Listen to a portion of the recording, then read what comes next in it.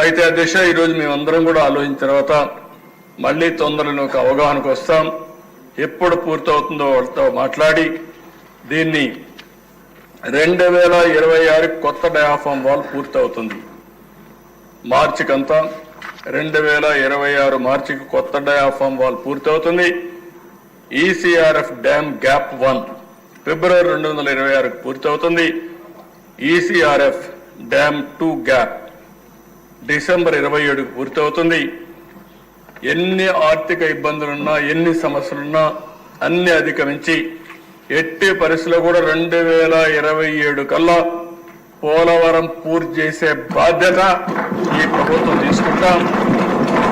అటు ఇటు కాదన్నా జూన్ కాకపోతే ఇంకో 2-3 నెలల్లో ఎట్టి పరిస్థితుల్లో మీరందరూ గర్వంగా ప్రజల దగ్గరికి పోయి చెప్పుకునే విధంగా ఈ ప్రాజెక్ట్ పూర్తి చేసే బాధ్యత ఈ ప్రభుత్వం తీసుకుంటుందని చెప్పి కూడా నేను మీకు తెలియజేస్తున్నా.